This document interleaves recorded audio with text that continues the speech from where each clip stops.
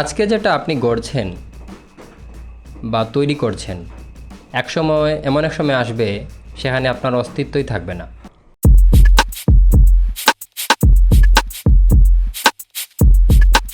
যারা বিশ্বকাপ বা খেলাধুলা নিয়ে, ফুটবল নিয়ে যারা একটু ফলো করেন বা ফুটবলকে একটু যারা নিয়মিত দেখেন, তারা বুঝতে পারবেন। বর্তমান যে ফিফা ওয়ার্ল্ড কাপ, বিশ্বকাপের ট্রফি, সেটা 1974 সাল থেকে দেওয়া হয়। এই ডিজাইনটা করেছিলেন একজন ইতালিয়ান ভাস্কর শিল্পী সিলভিও গাজানিগা 1971 সালে, এবং 74 সাল থেকে এই বিশ্বকাপ ট্রফিটা দেওয়া হচ্ছে। ফিফা 1974 সাল থেকে আনুষ্ঠানিকভাবে এই ট্রফিটাই বিশ্ব চ্যাম্পিয়নদের হাতে তুলে দিচ্ছে।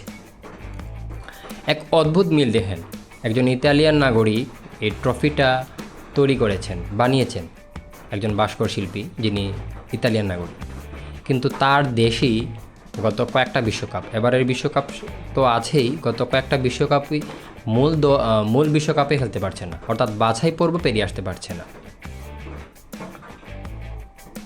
বিশ্বকাপের এই ডিজাইন সিলভিও গাজানিগা করেছিলেন আসলে ঐক্যের প্রতীক হিসেবে, ঐক্যের প্রতীক বোঝাতেই। দুইজন বিশ্বকাপের, যদি আপনি এই বিশ্বকাপটা আপনি যদি একটু ভালো করে নকশাটা দেখেন, তাহলে বুঝতে পারবেন দুইজন মানব মূর্তি পৃথিবীটাকে, আমাদের এই পৃথিবী নামক গ্রহটাকে ধরে আছে। উনি ঐক্য বোঝাতেই এই ভাস্করটা, এই ডিজাইনটা উনি করেছিলেন। এবং প্রায় 75%ই স্বর্ণ, 18 ক্যারেট স্বর্ণ আছে এই ট্রফিতে। 6 কেজি ওজন, প্রায় 38 মিটার লম্বা। এবং ফিফা বিশ্বকাপের মূল ট্রফিটা কিন্তু কখনোই একেবারেই প্রদান করা হয় না। এটা তো বহুল আলোচিত, সবাই জানে মোটামুটি। ফিফা বিশ্বকাপের মূল ট্রফিকে তাদের মিউজিয়ামে রাখে, শুধু চ্যাম্পিয়ন হওয়ার দিন বা কয়েক সপ্তাহ বা কয়েক মুহূর্ত সেটা ওই দেশকে দিয়ে থাকে, এবং পরবর্তীতে একটা রেপ্লিকা ট্রফি ফিফা ওই দেশকে দিয়ে দেয় এবং মূল ট্রফিটা ওদের মিউজিয়ামে আসলে রাখে।